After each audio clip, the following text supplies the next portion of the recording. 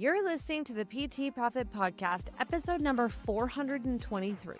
Today, I'm sitting down with Sarah Parise, an accelerator client who is discussing all about how the small steps create big changes for my women who want to go beyond mom. Are you ready? Let's get started. What's up, Coach? Thank you so much for tuning into another episode of the PT Profit Podcast. I'm your host, Beverly Simpson. And if this is the first time you're hanging out with me today, welcome. I'm super pumped that you're here. Today, I'm sitting down with Coach Sarah Parise, a perinatal wellness specialist with over 21 years of experience as a certified personal trainer. Sarah works with moms at every stage from trying to conceive through pregnancy and well into postpartum, helping them look, feel, and live their best life in their new mama bodies. She's passionate about making wellness accessible, ditching the all or nothing or always never mindset, and focusing on small, sustainable habits that truly add up. In this episode, Sarah shares her personal journey, the unique challenges that moms face, and why just 2% of your day can make all the difference for your health and wellness and happiness. Today, we're sharing and unpacking her story, her approach to perinatal and postpartum wellness, and how she helps moms make healthy habits stick, and the importance of self-care, what that really means at every stage of motherhood. So without further ado, let's go ahead and roll that interview. Hey, Sarah, thanks so much for joining me on this show today. How are you? I'm doing awesome. How are you? I'm doing so good. I mean, after our 12-minute of technical debacle and running all over the house, I feel like, okay, we're settled and now we can get sorted. But what a morning. All the adrenaline, all the energy, right? It's just the wake up you I needed. mean, Who needs coffee? for real. Okay, let's go ahead and dive in. For those of you who are new to your work, if you wouldn't mind sharing with us a little bit about who you are, who you serve, and how you got there. Absolutely. I'm Sarah Parise. I've been an ACE certified personal trainer for the last 21 years, and now I specialize in working with mamas. So I'm a perinatal wellness specialist. So I take moms as they're trying to get pregnant, as through pregnancy, and then afterwards postpartum, so they can look and feel their best and love the way they are in their new mama body. Oh, I love that. Okay, so you said perinatal. Can you just break down what that word is? I feel like we don't really hear that very often. Did you invent that one? I did not invent that word. Perinatal just means either you're pregnant or you're postpartum. It wraps it all together. Got it. So now when you say postpartum, are you talking like the fourth trimester, or are we talking like fourth trimester and beyond? So I say 6 weeks, 6 months, or 16 years. You're always postpartum once you have a baby. I see. Okay, cool. And so when you think about, when you think about the life that your moms are going through, like in terms of the problems that they experience, would you say that someone who's 16 years postpartum, like, do they experience similar things? Oh, yeah. Because if you never put yourself on that priority list, you're still struggling to find that energy. It's just kind of living in that survival mode, but for a much longer time. So I had 2 grandmothers go through my 90-day program last year. They're neighbors. They contacted me. They're like, "Are we too old?" I said, "You're never too old." They've never taken care of themselves. Their kids were empty nesters.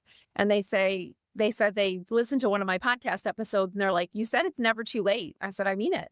And they went through my 90-day program, saw phenomenal results. And they attributed it to that they have time now, that they weren't chasing toddlers. They weren't breastfeeding anymore. And they really they knocked it out of the park. And that was not my intention when I put together my program, but it was amazing to see. Yeah, that's amazing. Okay, so walk me through your method. What would you say? Tell me a little bit about your process and how it's different than what most women experience, especially and moms specifically. Well, my whole thing is 2% of the day. So when we break it down into these doable small chunks, so 2% of the day without doing any math is 28.5 minutes. And I say you don't have to do it all at once. You can even sprinkle it throughout the course of the day. So maybe it's just a 5-minute stretch when you get up. Maybe it's a 10-minute walk at lunch. Maybe it's a little something before bed. So giving yourself that 2% so you can give 100% to everyone else in your life, which really resonates with moms. And it is doable to find 28 minutes because you think about the number of minutes you scroll on Instagram throughout the course of the day. It's probably more than 2% of the day. So that's kind of where I start with things. The other thing that makes me different is we don't weigh things, we don't measure things, we don't count things because who's got capacity for that as you're making lunches and getting kids out the door, dealing with homework and sitting in carpool and running kids all over the place. I mean, I know I don't. So Mhm. we don't count things. It's all about making just small, healthy choices through the course of the day that kind of snowball into healthy choices, not only for you, but for your family too. So I'm curious for you when you say small healthy choices, can you expand and define a little bit more about what healthy means to you and what healthy means to your moms? Absolutely. I think healthy just means it's something that's going to make your body feel great. So you think about how you feel after you have like a burger, fries, and milkshake versus how you feel after you have a protein packed salad and a green juice. It's just how you feel from the inside out and also how you present yourself.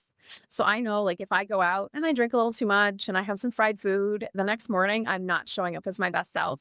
Whereas if I have a piece of grilled salmon or some chicken or some healthy protein, and some veggies on the side and some fruit, maybe some yogurt for dessert, I wake up feeling like a different person. And we want to give our kids the best. And in order to give our kids the best, we have to feel our best. Yeah, so it's interesting, and I'm curious in your opinion, and with the women that you work with, how present are your moms in knowing what the what it feels like in their body? Because for me, I feel like a lot of times people are in the I'm fine coma and they don't really realize what the difference actually is when they start prioritizing even 2% of their day and what the difference is in feeling better. Sometimes people aren't even aware of what feeling healthy could actually look like and feel like. And it's so true. I hear so many times like people will be like 1 or 2 weeks into the program and they'll be like, I didn't realize how horrible I felt before. And we haven't made any major changes yet. We've just hydrated their bodies. We've substituted 1 or 2 snacks throughout the course of the week and added a little bit of movement, and they feel like they're 20 years younger. So it doesn't take much to realize how good you can feel, but it's all about taking that just next healthy step. So maybe it's a 5 minute walk this morning and you have more energy throughout the course of the day. Maybe it's a healthier snack in the afternoon, not grabbing something sugar filled. So you're going to crash as you're sitting in carpool. But it really does. It's amazing just a few days into working with moms, how they didn't even realize they thought they felt okay or they felt kind of bad, but not terrible. And then they start these little shifts and they're like, wow, I cannot believe how much energy I have. I didn't need that cup of coffee in the afternoon because I did that mid morning walk or workout or just had a healthier lunch. Why do you think it's so challenging for moms to realize that it's small changes could actually make a big difference? I think it's twofold. One, I think we fall into this like always or never. So, like, if I'm not going to make it to the gym 5 days this week, kind of why bother? If I'm not going to meal prep 112 containers in my refrigerator, well, then why bother? And it's also it's a lot harder to put yourself even on that priority list. I think about just my day, and this is we're talking in the morning, just what I've done today. Like 95% of it was for my kids. I got them up, we got ready for school, I made lunches, we packed snacks, we got lunch, we laid out our clothes for sports in the afternoon. I got into workout as soon as I dropped them off, but it would be very easy to like just sit down at my desk and work. So a lot of times the moms I work with are not even thinking it. It's not even like, oh, wait, I should do something for myself before I start my workday or before my kids wake up or after my kids go to bed or even during nap time. So it's just kind of shifting your focus and shifting your awareness of where can I carve out time for myself? And sometimes it's just a short conversation of look at your day. Let's break it down. Everyone says they don't have time.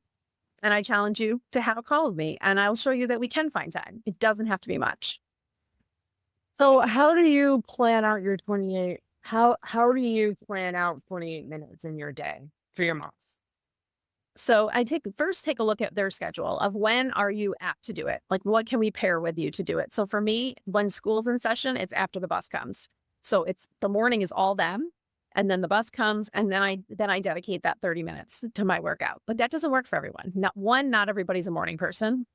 People don't love to work out at 5 a.m. in the morning. Not always. So it's what works best with your schedule. So what can we pair it with that you're already doing that you can attach to it? So like this habit stacking of, okay, you drop your kids off and then you do your workout. And I go to the bus stop in my workout clothes because if I don't, well, then there's a less of a chance of doing it, which sounds silly, but it's so true. If I'm going to the bus stop in my pajamas and a big hoodie, it's a lot easier to just be like, well, let me just check a couple emails. So we start off, I say, what can we pair with it? What does your schedule look like? For toddler moms, we usually do it during nap time in the afternoon.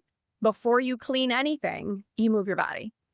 Before you do anything else around the house or anything else that we say has to be done, you have to pour into your own self first. And that's kind of where we start the process. I see. What are some of the biggest challenges besides time that your moms face? I mean, they think just a lot of it is that all or nothing.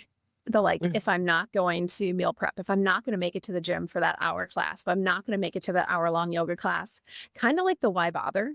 And I don't think we Mhm, like actively say that out loud, but that's kind of what we think.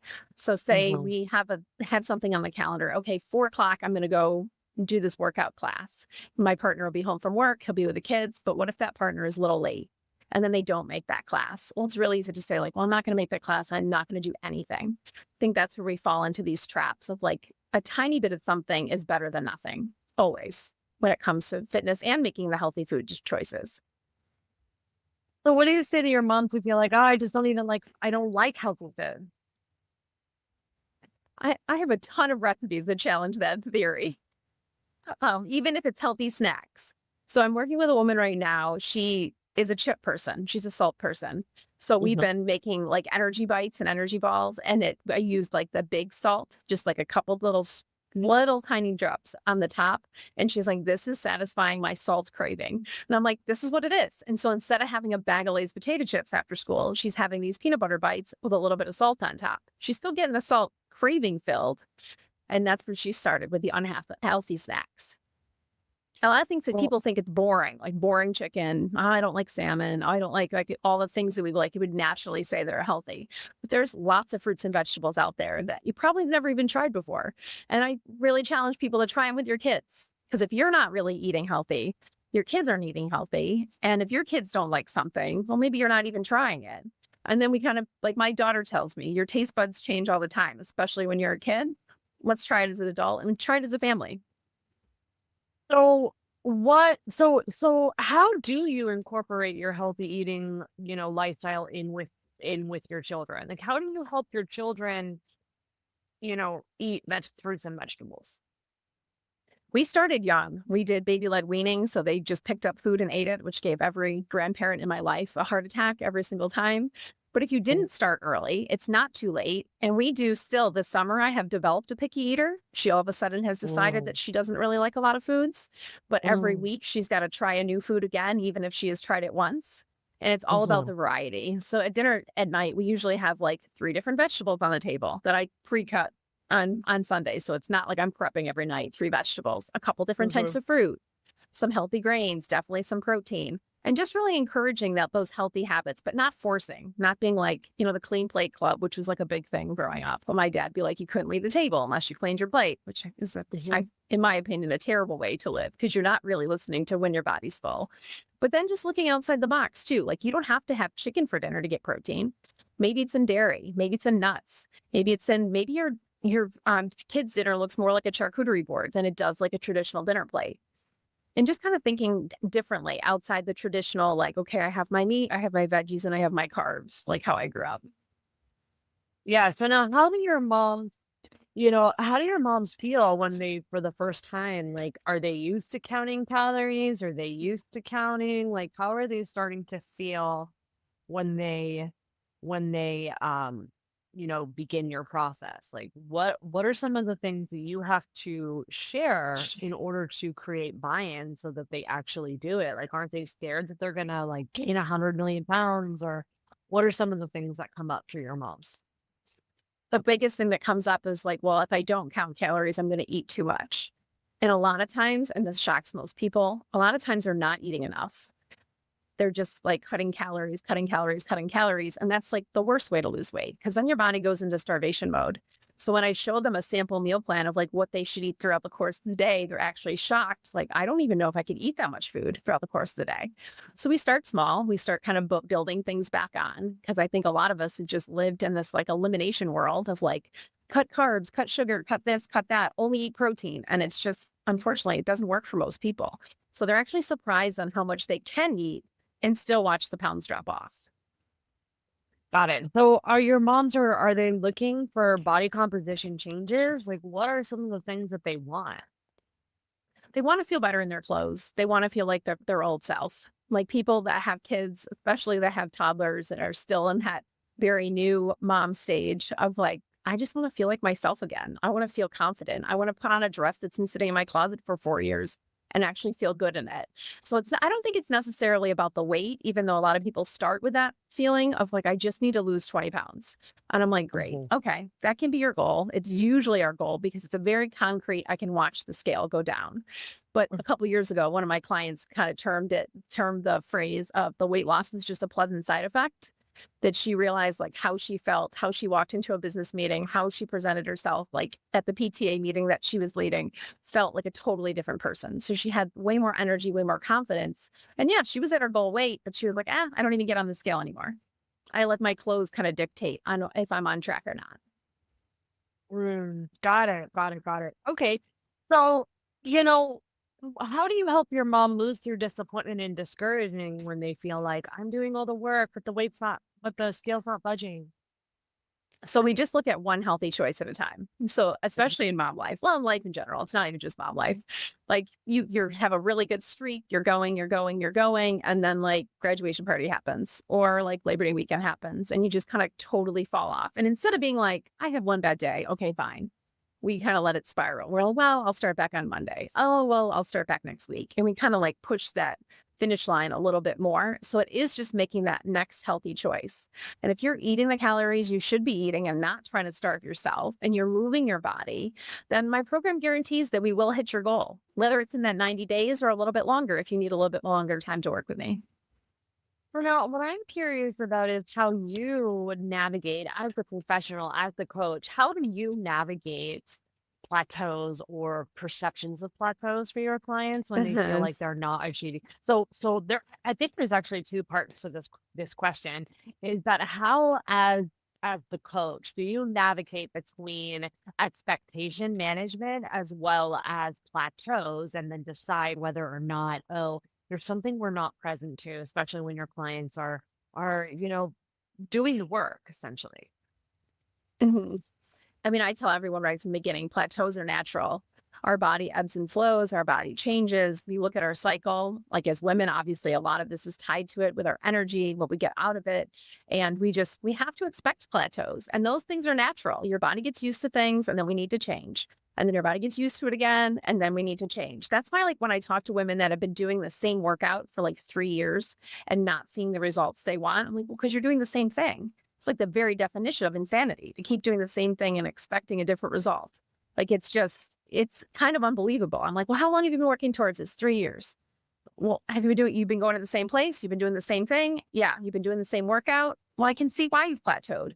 Your body is like used to it. You need to change it up. You need to change up the different type of exercise. Maybe we need to reevaluate your diet. 3 years, your body changes a lot postpartum. So we just kind of do take a little bit of a deeper dive and work through those plateaus together.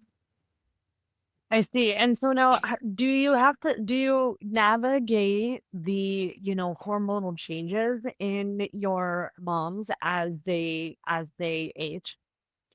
100%. Well, I'm now 45 years old. So my clients Mhm. are getting a little bit older also. And they also tend to be parents of having like late elementary, early middle school kids. So we are Mhm. approaching this perimenopause, lovely stage of life and the changes that go along with it. So I love the workouts that I create that work on that pelvic floor, work on the Mhm. core and your back. So you're not in pain. So you can move with your kids. So you will have the energy knowing that all along this crazy ride, we don't know how perimenopause is going to affect each and every one of us, but we try to set ourselves up for success ahead of time or kind of that spot before menopause so you can stand the best chance to survive this crazy change that we have. I know, it's so true. So now, tell us a little bit about your journey. Like, how did you get into this work?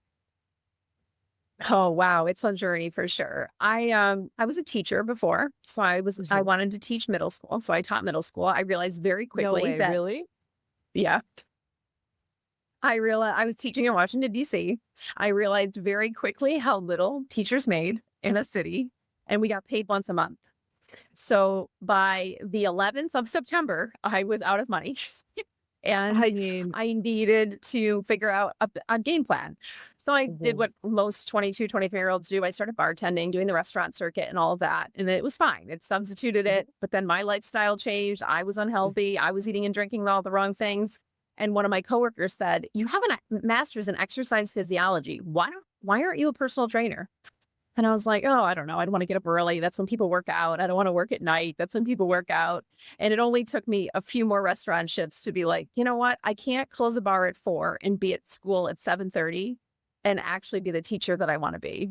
So I signed up to take the test and was like, I'll just try the test and see what happens. Because I had just gone through all my schooling. I had a master's in exercise physiology. I went through like that training book and I took the test like a month later and I got certified. And I was like, oh, shoot, now what? So I found a gym and like most personal trainers do, found a gym. They paired me with clients and I absolutely fell in love with it. And that was mhm. 21 years ago now. And so things have shifted and changed throughout the course of it, but I trained marathoners, triathletes, high school kids that are training to get into college athletics. And the job that I spent the most time in that I thought I would stay in is I worked with wounded service members. So I worked with men and women who were wounded overseas, had to get out of the military because of their new disabilities. And I trained them how to get back on their new pieces and parts. So we surfed, we snowboarded, we hand cycled, we got people active again because these are active men and women who wanted to do it. And I thought that's where I would stay until I became a mom and went through my Oh, own ridiculous postpartum journey of, I'm like, if I can't figure out how to feel better in my body, how does the average person figure out how to feel good as a mom after pregnancy? So I had a very dark 6-month period after having my daughter where things were not well. My body was not even my own. I was downright disgusted and looked in the mirror, didn't even recognize myself, much less the emotional side of things that went along with it. And at that 6-month mark, I hit a real dark point and knew I had to make a change. And so I went back to what I knew. I was like, I'm going to go to a yoga class. I'm going to try to move my body. I actually broke my tailbone during birth, so I couldn't sit or lay. So I went on a yoga mat into this beautiful Southern California studio and I laid on my side. And for the first time in 6 months, I just bawled my eyes out. The whole hour, I watched like people move around me and just these gorgeous athletic bodies that looked so amazing and perfect. And I just felt so broken. And I just laid there and cried. And after class, this stranger instructor who I'd never met before came up to me as I was like embarrassingly rolling up my mat. And she put her hand on my shoulder and she's like, I don't know what's going on, but you showed up today. Just keep showing up. And she completely changed my life. And I knew from that moment on that I was like, I need to do something with this. Like, I didn't go through this struggle for nothing. So I started very tiny little steps. I started with having tea outside on my little patio area in the morning with my daughter, never by myself. I was a stay-at-home mom at the time. And I just said, I need to choose one thing a day to do for myself and slowly started to dig myself out of that dark tunnel that I had fallen into. I started pelvic floor therapy. I got connected with a therapist. And all the while, people would ask me, like, well, did you know you had postpartum depression? And I was like, I wasn't ever told that I had postpartum depression. The first time someone said that to me, I was shocked. I was like, what do you mean? I have postpartum depression? And they were like, are you serious? I said, yeah. I mean, I went to my doctor. He asked how I was doing. I said, horrible. He said, are you having trouble getting out of bed? I said, no. He said, are you crying a lot? I said, no. And he's like, oh, this is normal. You'll be fine. And I walked about my way thinking that this is what it felt like to be a new mom. Meanwhile, I had like postpartum anxiety, rage, like all the feelings. And I was depressed, but I wasn't showing it in the signs of crying. I had this sense of loss that I had totally lost myself. So oh, from then on in, I work with moms and I would never want anyone to feel how I felt. And that's how I got into working with perinatal moms. okay. So now, can you tell me, like, this was with your daughter, so your first baby. Yep, Do you have multiples? I do. I have a second daughter, which is shocking after breaking my tailbone and going through what I went through. People I were mean, yeah. floored. I mean, I'm not gonna lie to you. Mhm. I'm like, there's no way she has another baby, but you did. So, what were some of the Mhm. fears that came up, and how did you move through that? So I was terrified. We weren't trying to get pregnant. I was literally walking to the grocery store one day with my daughter and I was like, huh, feeling on my period in a while. This is weird. Yeah. And then No, I no, freaked no, out no. and got a pregnancy test from the grocery store, which was a half mile from my house. and didn't even wait to get home. I stopped at Starbucks to pee on that steak, and I was pregnant. Oh And god. I thought Okay. And then what my happened? world I thought my world was over. I was bawling. I have this like 1-year-old in my arms. And like, I can't do this again. Like, I can't go What? back to this. She was 1. And I was out of my mind. I was shaking. I couldn't even call my husband. So I called my therapist.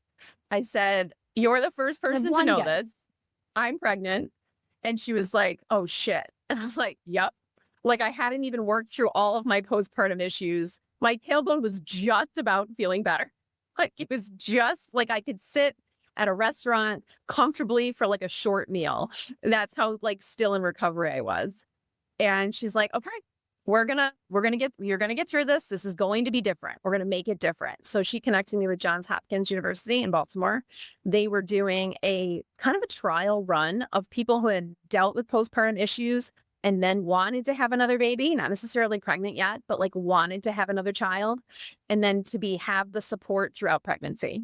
So then, very coincidentally, right after that, my husband got a job offer in Baltimore. So I was actually could do it not online. I could go in to Johns Hopkins. We went in for weekly meetings. They tested my hormones, they tested my urine, they followed me along the way to make sure there was nothing off. But honestly, the therapy was the best part of just knowing I had help, that if I ever started to slip, that I had someone checking in on me weekly to be like, "Are you okay?" And I knew they meant it because we had developed this relationship. It wasn't just having a baby and people like, "How are you doing?" And you're like, "I'm fine. Things are great." So it was really like the preventative leading into it postpartum for the second time. And around that 3 months mark where I kind of started to dip the first time, I did start to feel a little bit of that, not the rage, but just like oh my God, now I have 2 kids and I'm trying to like run my own business and teach mommy and me classes. And what does this look like? Just that. And balance is a funny word, but that balance of being a mom and being a business owner, what does it look like? And then COVID hit. And it was like, "Oh, here's something new. All right, now we need more support on this." But I think just having the support through pregnancy and then right after in that new kind of postpartum stage helped me get out of it a lot faster. Like, it was only like a couple weeks of like, "I don't know if I can do this again. I don't know if I can handle this." And having therapists and again, pelvic floor therapy to kind of work on putting me back together. So I felt like a regular person again. And then right from the get-go, taking care of myself with the water, with walking, with just being able to carve out just a tiny bit of time for myself each day. So finding you beyond mom, essentially. Beyond Who mom. you are with Absolutely. beyond mom. And Mhm. now you're helping moms do the same thing. I am. Well, It's absolutely become my life work because of what I went through, because I get it. When they tell me stuff, I'm like, I know. Like, I feel it. Like, I feel it to my core. Sometimes it's a little kind of that kind of tragedy invoking of all of it, being like, "Oh, no, that's triggering. I remember that day that I had that same thought." There's nothing anyone can say to me that I have not thought. I've thought the darkest of dark. Like, there's nothing mom can say to me, which I think is a real benefit of having gone through the struggle that I was in. well, yeah, I mean, but like also that's horrible. I'm so sorry. Thank you. It was horrible. I'm not going to say it wasn't horrible, but second time around was a lot better. So I hope if anyone's listening that has had a bad journey, that they realize that it doesn't have to be like that again. There's so much support in place. And if you ever want to ask questions, I am here to chat. I love just So, now that I've shared my story, I love to share it. but what I'm curious about is, what was the layer of knowing and feeling like, dude, I'm also a health and wellness professional. Like Oh, yeah, like what was that experience like? Knowing that you're an expert and experiencing this. Like I'm curious, like what was coming up? well, there's a layer of that guilt, a thick layer of I live in Los Angeles. And if you are 6 weeks postpartum and you still look pregnant, there's a problem. And I looked pregnant. I was someone asked me in the grocery store if I knew what I was having, and I was holding my daughter. I said, "She's a girl." And she goes, "No, you're going to have a boy. I can tell how you're carrying." I'm like, That's fantastic. She's right here. Like, this is my daughter. She came out of this big belly that's here." So being in that mindset of like, in LA, you lose the weight. Like people, I mean, obviously you see celebrities all the time, but I'm talking like everyday people in the grocery store holding these itty Mhm. bitties and they look like they just came from a Pilates class. Like I did not look like that. That was a Mhm. real mind bend for me to have the guilt being like, I should know how to eat. I was living on sugar after giving birth. I've like never been someone who just craved chocolate and I just chocolate and then I'd rotate back between Pringles and chocolate, Pringles and chocolate. And I was just like, it's all I wanted. It's all I wanted was that quick hit of dopamine to just feel like a tiny bit better for like a second. Now, this was your first daughter or your second That was daughter? my first. Yeah, that was my first one. Okay. Um, stress. That's stress. Oh. It is stress in the worst way possible. And my body was like living in survival mode of just with all of it, with the pain, like the pain that I was in, the emotional pain that I was in and losing myself. And then like how I looked, I was like, oh, how do I look like this? Like I like have been an athlete my whole life. How can I possibly look and feel the way I do? I really didn't recognize myself. And so what changed? Therapy? The yoga class? Therapy changed, but honestly, what changed with that at that right, it was the day after St. Patrick's Day in 2019. And I was walking in like the the Third Avenue Promenade in Santa Monica, and everybody's out having a good time. And everybody was out, out having restaurants and they were drinking. And my daughter never slept. So all we did was walk all night to try to get her to sleep. So I walked all night trying to get her to sleep. I finally got home and then my husband was there. And then I just went to the park and I'm Palisades Park. If you're familiar, it's way up high above the Pacific Ocean. And I just like leaned against the fence. And I just remember thinking like, dear God, let this thing break.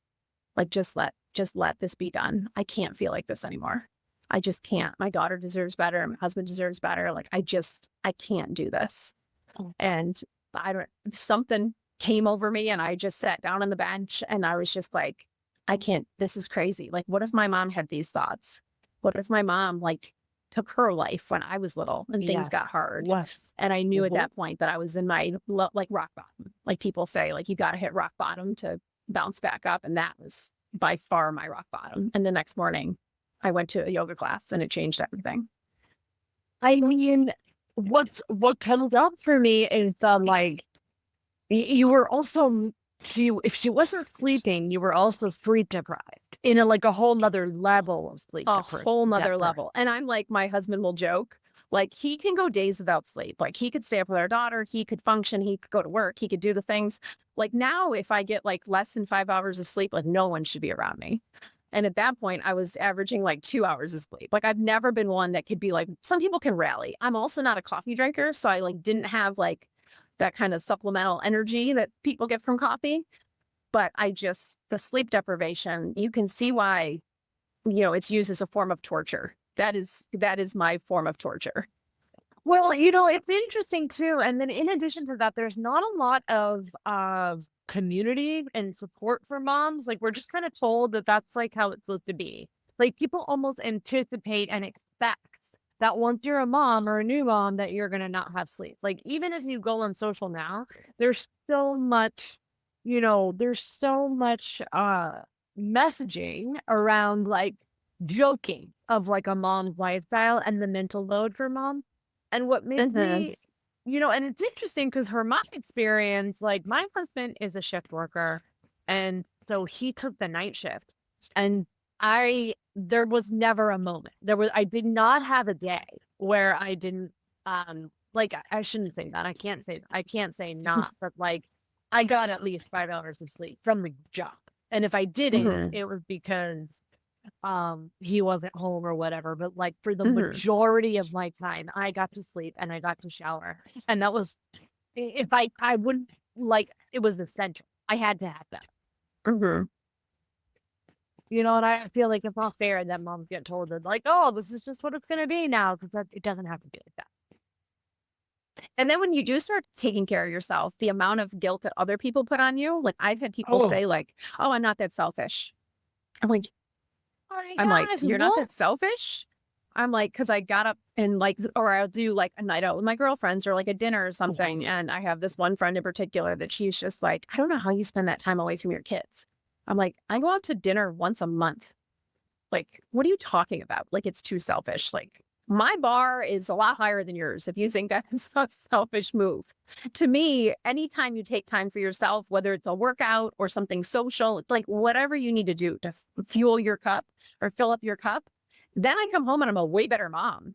If I Yeah. power through and power through and power through, like nobody wants that version of me. I don't want that version of me. No one deserves it. Hmm. So when you Hmm. don't take time for yourself, I think you're being selfish because you become this martyr of like, look at all I do. Look at all I do. Well, great. Yeah.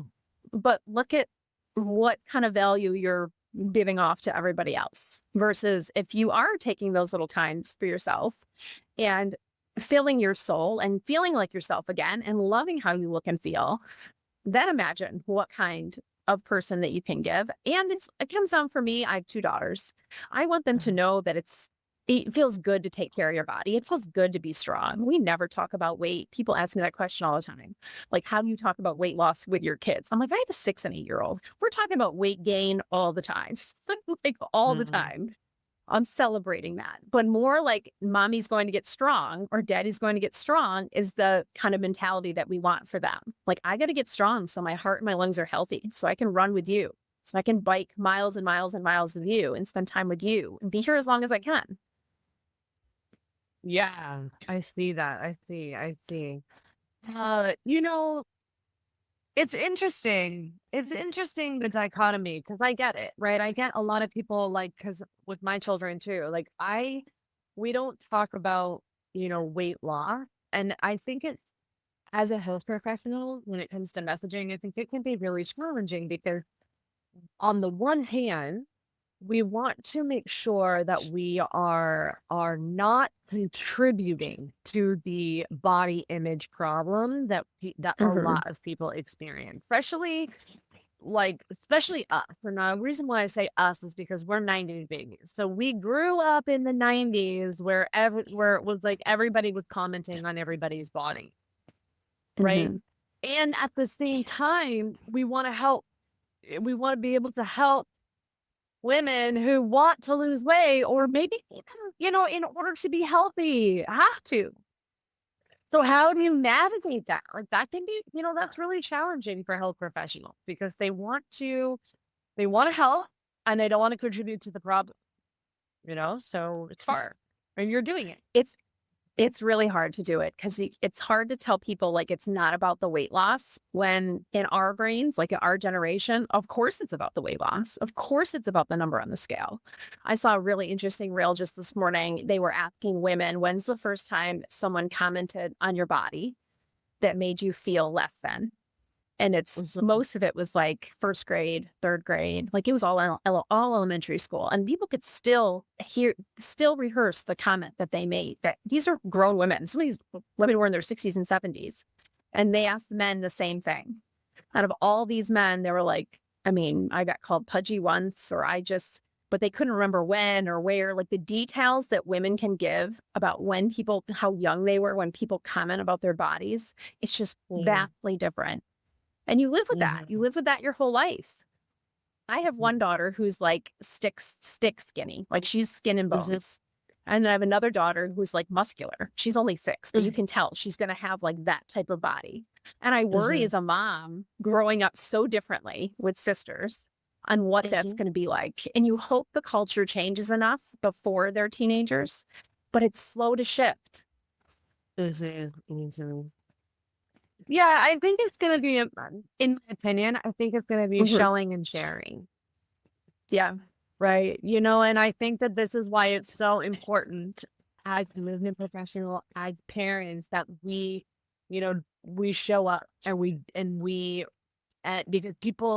because I don't know what the statistic is, but 90% of communication is nonverbal. And Mhm. so when we are doing and we're demonstrating and we're prioritizing ourselves, then that is what our children see. Like we play this game in my family. It sounds it's gonna sound mean, but it's not because I don't like to tease. We're not teasing family. But like I wanna see what their impressions of me are. Like I wanna see how they Mhm. see me. Yeah. So we play a game where it's like, okay, do an impression of mommy, and I want to see what they come up with, and it's hysterical. Like it's not me, and we're not teasing to pick on each other, and it sounds nuanced, but I want to see how they see me. Mhm. And so, and to me, it matters because those are the things that they are going to repeat. Mhm. So when Absolutely. they're like working out or when they're like doing the like for pencil, do it on the phone, like it makes me laugh. And I'm like, all right, well, I'm fine with those perceptions because if you did that, I'd be okay with that. I could sleep at night. I gotta tell you, I'm doing this tonight after dinner. I love that. Oh my gosh, it's so funny. So one time they went upstairs and they got my scarves and they're like put my scarves on and they're like walking around. Mm. Like I was laughing so hard. It was fun. It was fun. And then, they'll come down and they'll want to work out. Like it's fun to me. Mhm. So, and I'm okay with that. I can sleep at night with that, Mm.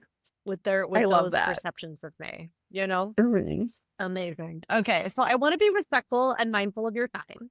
Mhm. So I have, Sarah has been working in the accelerator program with me for a minute now. So I would love for you, before I let you go, to share just some of your favorite takeaways, ahas, and things that you have learned and about the program and in working with me.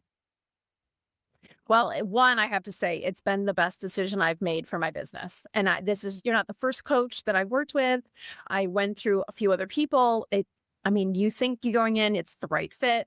I said almost a year ago that I would never work, and I would never work with another coach after the experience I had with the previous one. I really, when I brought this to our family meeting to be like, all right, mommy's going to work with a new business coach. She's made her decision. Her name is Beverly.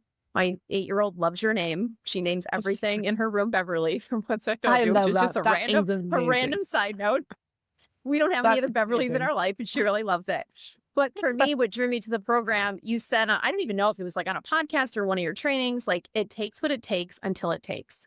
So you weren't saying like, hey, join me. I'm going to make you $10,000 in 3 months each. And then it's like these kind of like not empty promises, but empty promises of how can you say that? You don't know my business. You don't know my background. You don't know even what I'm trying to sell.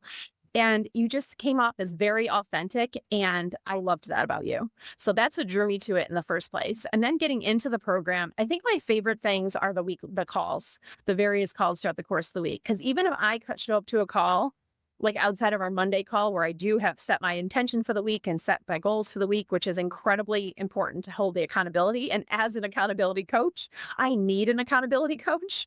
And so that to Yeah. me starts the week right. But then every time I show up to a call or even just listen in, when Chris used to do calls and I could never come off camera because I was at gymnastics and it was so loud, I would literally just put my headphones in and listen because all the people you work with are wellness professionals. So they have all the same questions that I have or questions I didn't even know.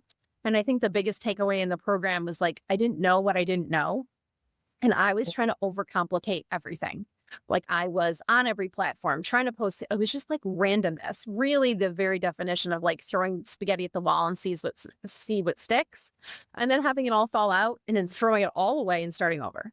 I can't tell you how many times I like completely started over. It's I ridiculous. know. And Me how many too. times Me too. we all do, right? Like, so we do. We're like, Yeah. oh, that didn't work. And then if you were to ask me, how long did you work on that? I'd be like, 3 weeks. I worked on it for 3 weeks. And you're like, what? 3 weeks is nothing. Like, what are you doing? Yeah. And so I appreciate the listening to what everyone else is going through because I'm not alone. My feelings are not alone. A lot of people are going through this like emotional roller coaster that is being a business owner, which I have a feeling now. And I've learned it doesn't end. There's no finish line. We just keep moving the goalpost and moving the goalpost. And even just knowing that makes each day a little bit easier of like, what do I have control of today? I think you said yesterday on the call, like point outside and show me yesterday or Yes. outside and shower. Like we control today. And just having that, like I have my list of things to do today. It's very clear. I know exactly what I'm going to do. I know exactly what it's leading up to. It's not just like randomness. I know exactly what my goal is for this month. And just really keeping me on track with everything. The accountability has just been huge. And yeah, I've gone through like a roller coaster in the last few months, professionally, personally, dealing with some family stuff, but like that's life. And when you say life, we get back on the horse and we just keep going. So true. So true. And that's so good. And thank you so much for sharing that. I really appreciate that. So, Of course. for those of you who want to connect with you and go deeper with you, where are some of the best places to send them? Probably my Instagram. My Instagram is Great Days by Sarah. And drop me a message on there. We can start connecting there. I also have a Facebook group for if you're a mom, if you're listening. It's called Time Out for Moms, Wellness, Accountability, and Support. Totally free group, free workouts, free live meditations. I do challenges. It's where I kind of host all like the fun things that we do. And I'll send you one of my free guides. My latest one, Back to School Fit Blueprint. I'm loving it. 5 easy things to sneak in throughout the course of your week so you can feel your best. If you want to lose weight, great. Lose weight along the way, but really come back to finding yourself. So true and so good. And something that I really want to just reiterate is that, dentists cannot clean their own teeth. So coaches need coaches, like just plain and simple. Mhm. So definitely go hang out with Sarah. She's an incredible coach and person, and you're going to love it. So Sarah, thanks so much for hanging out with me today, and we'll catch you on the next. Thank you so much.